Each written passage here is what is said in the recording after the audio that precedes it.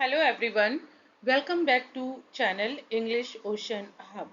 Guys, ऐसे sentences देखिए हम बहुत ज़्यादा अपने डेली यूज़ में लाते हैं। जैसे तुम्हें माफ़ी मांगनी पड़ सकती है, तुम्हें यहाँ देर तक रुकना पड़ सकता है, इस तरीके की जहाँ पॉसिबिलिटी है। ठीक है। दूसरा देखिए, तुम अपना मन बना लो कॉलेज जाने का, मन बना लेना। इसी तरीके से है, तुम्हें झूठ बोलना शोभा नहीं देता है, क्या करूं क्या ना करूं, उसने उसकी इज्जत की धज्जियां उड़ा दी हैं। तो इस तरह के जो गाइस सेंटेंसेस होते हैं उनको हम अपने डेली लाइफ में यूज करते हैं। तो चलिए इनको देखते हैं कि इंग्लिश में कैसे हम बनाएंगे, और मैंने इनके एग्जाम्पल्स भी लिए हुए हैं।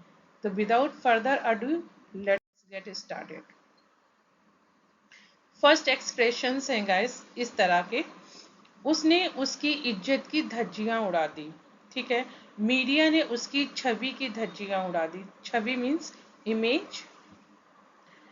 उसके झूठ ने उसके परिवार की इज्जत की धज्जियां उड़ा दी। लोगों ने उसकी परफॉर्मेंस की धज्जियां उड़ा दी। तो आप यहाँ पे सभी जगह देख रहे हैं एक वर्ड कॉमन कि धज्जियां उड़ा देना। ठीक है, धज्जियां उड़ा देना। तो यहाँ पे इंग्लिश में इन एक्सप्रेशन को कैसे आप फॉर्म करेंगे, चलिए हम देखते हैं। देखिए इसके लिए गाइस फ्रेज है, यूज करेंगे मेक अ मॉकरी ऑफ। ठीक है, मेक अ मॉकरी ऑफ, और उसके बाद लगाएंगे नाउन या प्रनाउन जो भी होगा। यहाँ पे मेक आप देख रहे हैं, मेक ये एज पर सेंटेंस आपका चेंज हो जाएगा। अगर पास्ट में जाएगा तो मेड हो जाएगा। ठीक है, तो इसका एक्सप्रेशन आप याद रखिए। जो ये फ्रेज है इसको मेक अ मॉकरी ऑफ, किसी की धज्जियां उड़ा देना। तो एग्जाम्पल्स देखिए इसके। फर्स्ट एग्जाम्पल है, उसने उसकी इज्जत की धज्जियां उड़ा दी। ठीक है, तो आप इसको कैसे बनाएंगे, पास्ट का है ऑलरेडी, तो मेक का मेड हो गया है। देखिए, he made a mockery of his dignity. अब हिज डिग्निटी गैस एक प्रनाउन, सॉरी नाउन की तरह यूज हुआ है। हिज डिग्निटी मतलब उसकी इज्जत की धज्जियां उड़ा दी हैं। तो he made a mockery of his dignity. Next example है, मीडिया ने उसकी छवि की धज्जियां उड़ा दी हैं। मतलब छवि इमेज, मीडिया जो प्रेस रिपोर्टर्स हैं उन्होंने किसी की छवि इमेज की धज्जियां उड़ा दी हैं। तो अब देखिए ये भी पास्ट में बनेगा, पास्ट इंडेफिनिट में, क्योंकि ऑलरेडी एक्शन हो चुका है। तो the media made a mockery of his image. ठीक है गैस, हो गया। चलिए और दो एग्जाम्पल हैं इसके। उसके झूठ ने उसके परिवार की इज्जत की धज्जियां उड़ा दी हैं। ठीक है, तो हिज लाइज, उसके झूठ ने, और फिर यहाँ मेड आ गया क्योंकि उड़ा दी हैं already, a mockery of his family's honour, परिवार की इज्जत की धज्जियां। तो फैमिलीज ऑनर, ये जो आप गाइस देख रहे हैं ये अप्रोस्ट्रॉफी एस होता है, मतलब की का साउंड लेता है। उसके बाद है नेक्स्ट, लोगों ने उसकी परफॉर्मेंस की धज्जियां उड़ा दी। तो people made a mockery of his performance. Next guys जो एक्सप्रेशन है वो देखिए, तुम्हें पैसे खर्च करने पड़ सकते हैं, तुम्हें ऑफिस में देर रात तक रुकना पड़ सकता है, तुम्हें माफी मांगनी पड़ सकती है, उसे डॉक्टर को दिखाना पड़ सकता है।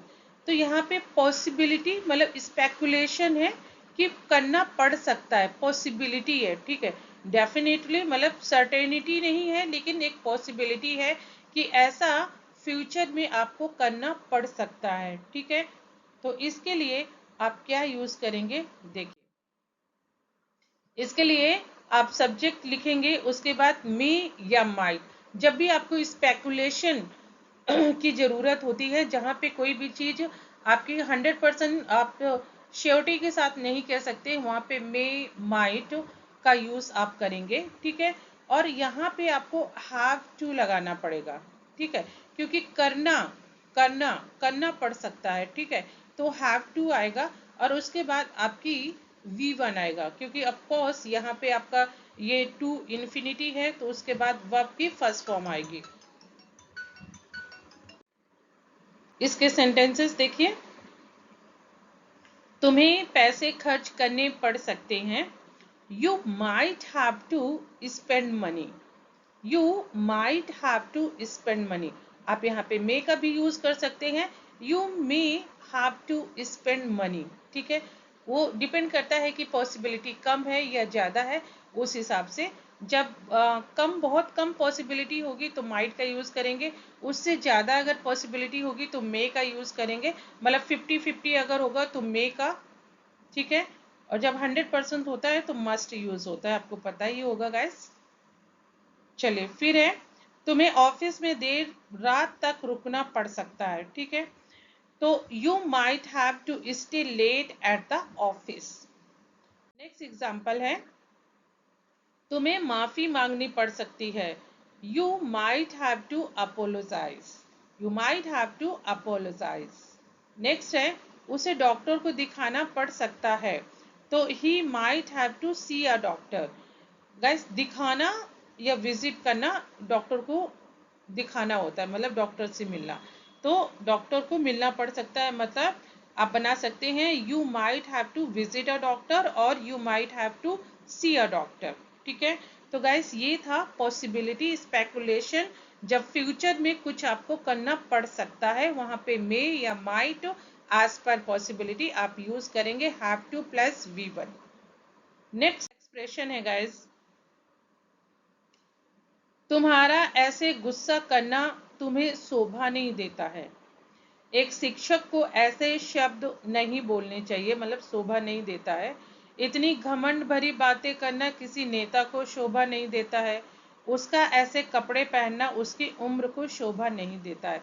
तो यहाँ पे आप सभी जगह एक कॉमन चीज देख रहे हैं कि शोभा ना देना, ठीक है, शोभा ना देना हर एक में।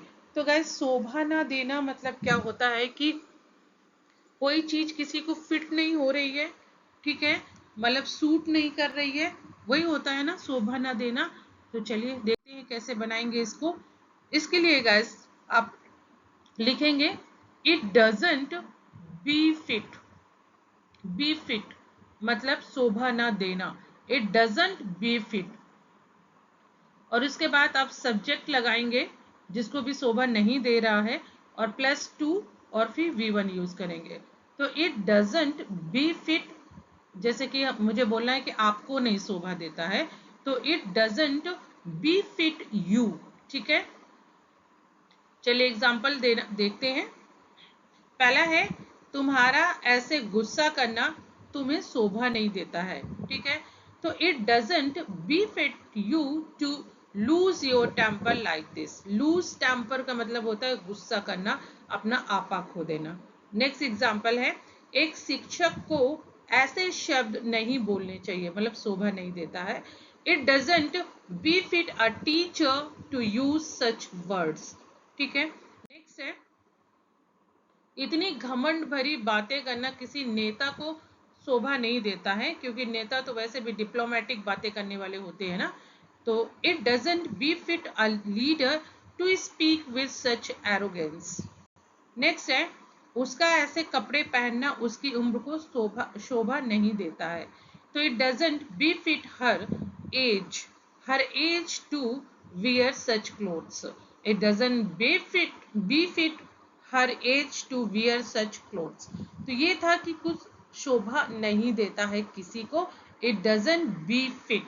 आप सूट का भी यूज वैसे कर सकते हैं अगर करना चाहें, सूट SUIT सूट। तो इट डजंट सूट का भी यूज कर सकते हैं, लेकिन मैंने यहाँ पे बी फिट का यूज किया है, ठीक है। आगे जो एक्सप्रेशन है गाइस उसको हम देखते हैं। मैंने मन बना लिया है कि मैं नौकरी छोड़ दूंगा। क्या तुमने जाने का मन बना लिया है?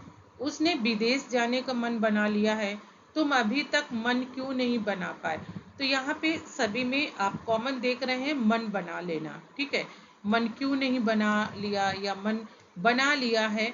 तो गाइस इसके लिए आप यूज करेंगे जो स्ट्रक्चर, वो है सब्जेक्ट। उसके बाद आएगा, क्योंकि यहाँ पे आपका जो प्रेजेंट परफेक्ट बना लिया है, ठीक है, तो प्रेजेंट परफेक्ट आएगा, इसलिए हैज या हैव आएगा। और उसके बाद फिर मेक आएगा। तो मेक क्योंकि यहाँ पे प्रेजेंट परफेक्ट में यूज होगा, तो ऑफकोर्स यहाँ पे वर्ब की थर्ड फॉर्म यूज होगी, तो यहाँ पे मेक का मेड हो जाएगा, ठीक है, मेड अप। और उसके बाद वंस, मतलब किसका माइंड, किसी ने माइंड बना लिया है, ठीक है, तो वंस माइंड, उसका माइंड। और उसके बाद टू आएगा और फिर वी1 आएगा, ठीक है। आपको स्ट्रक्चर समझ में आ गया गाइस, मुझे लगता है। अब आप सेंटेंसेस देखिए। मैंने मन बना लिया है कि, तो आप इसके लिए इतना आप पहले बना लीजिए, I have made up my mind to, ठीक है, यहां तक हो गया। नौकरी छोड़ू दूंगा, ठीक है, टू क्विट द जॉब, ठीक है, कि मैंने मतलब अपना मन बना लिया है कि मैं नौकरी छोड़ दूंगा। So I have made up my mind to quit quit the job, ठीक है। सेकेंड एग्जाम्पल देखिए, क्या तुमने जाने का मन बना लिया है, तो आप इसको हैव से स्टार्ट करेंगे। Have you made up your mind to go, to के बाद आपका V1 आएगा, ठीक है। आप सब में देख सकते हैं यहाँ पे V1 का यूज हुआ है टू के बाद, क्योंकि ये यहाँ पे इन्फिनिटिव है। नेक्स्ट एग्जांपल्स हैं, उसने तुम्हें रुलाने का मन बना लिया है, तो he has made up his mind to make you cry, ठीक है, ये आपका पॉजिटिव सेंटेंस हो गया, टू मेक यू क्राई, तुम्हें रुलाने का उसने मन बना लिया है। नेक्स्ट एग्जाम्पल है, तुम अभी तक मन क्यों नहीं बना पाए। हम बोलते हैं ना कि भाई क्यों नहीं अभी तक तुम डिसाइड कर पाए, मतलब वही कि तुम अभी तक क्यों नहीं अपना माइंड मेकअप कर पाए। तो why haven't you made up your mind yet, yet use हुआ है अभी तक के लिए, ठीक है गाइस। उसके बाद जो नेक्स्ट एक्सप्रेशंस हैं, इनको देखिए। ऐसे सेंटेंसेस आते हैं हिंदी में, मुझे समझ नहीं आ रहा है कि किससे बात करूं और किससे नहीं, ठीक है, मतलब आप ऑन द फेंस है, डायलिमा में है कि किससे बात करूं किससे ना करूं, मुझे नहीं पता कि क्या कहूं और क्या नहीं कहूं, मैं उलझ गया हूं कि क्या मानूं और क्या नहीं, कंफ्यूजन है कि किस पर भरोसा करूं और किस पर नहीं। तो ऐसे सेंटेंसेस से हम बहुत ज़्यादा गो थ्रू होते हैं डेली कॉन्वर्जेशन में, कि क्या करूं क्या ना करूं, किससे बात करूं किससे ना बात करूं। तो गाइस इनको कैसे हम फ्रेम करेंगे इंग्लिश में, चलिए देखते हैं। देखिए, मुझे नहीं समझ में आ रहा, मुझे नहीं पता है, कंफ्यूजन में हूं, तो आप इसके लिए सीधा से बनाइए आई डोंट नो, ठीक है, आई डोंट नो। अब यहां से स्टार्ट होगा कि वॉट, आप मतलब WH होगा कि क्या करूं किससे मिलूं कहाँ जाऊं, तो इस तरीके से सारा WH यहाँ आ जाएगा, वॉट, होम, विच, वेयर, ठीक है। और उसके बाद फिर आएगा टू, और फिर V1, और उसके बाद फिर है कि ये करूं या ना करूं, तो एंड करके फिर WH आएगा, और उसके बाद फिर से नॉट वाला सेंटेंस आ जाएगा कि ये करूं या ना करूं, तो यहाँ से या ना करूं का यहाँ से स्टार्ट हो जाएगा, ठीक है। तो एग्जाम्पल देखिए, आपको बेटर समझ में आएगा गाइस। देखिए, मुझे समझ नहीं आ रहा है कि किससे बात करूं और किससे नहीं, तो मुझे समझ में नहीं आ रहा है, इसको सीधे से आप बोल दीजिए आई डोंट नो, ठीक है, आई डोंट नो, या आई एम नॉट गेटिंग, तो उसको छोड़ दीजिए, अभी आई डोंट नो पे हम देखेंगे। whom, किससे, यहाँ पे किससे है ना, किससे बात करूं, तो whom टू टॉक, और उसके बाद किससे नहीं, तो to, and whom not to, मतलब किससे करूं का आ गया to talk to, and whom not, और किससे ना करूं, ठीक है।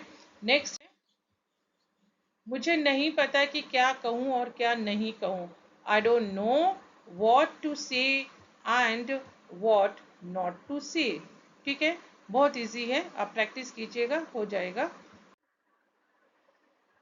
नेक्स्ट एग्जाम्पल एक और है, मुझे नहीं पता कि किस पर भरोसा करूं और किस पर नहीं।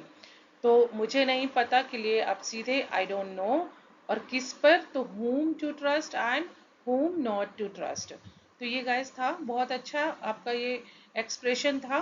किस पे, जैसे हम बहुत ज़्यादा बोलते हैं कहाँ जाऊँ कहाँ ना जाऊँ, कुछ समझ में नहीं आ रहा, किससे पूछूं किससे ना पूछूं, कुछ नहीं समझ में आ रहा है, क्या डिसाइड करूं क्या ना करूं। मतलब जब पर्सन ऑन द फेंस होता है, डायलिमा में होता है, कंफ्यूजन में होता है, उस टाइम पे ये आप एक्सप्रेशन यूज करते हैं। तो यहीं पे गैस आज का वीडियो रैप अप करते हैं। आई होप ये वीडियो गैस आपको बहुत फ्रूटफुल रहेगा, और अगर आप रियली फील करते हैं कि वीडियो अच्छा है तो प्लीज़ लाइक कीजिएगा और अपना कमेंट मुझे शेयर कीजिएगा। गाइस मिलती हूँ नेक्स्ट वीडियो में। Thank you guys, thank you for watching.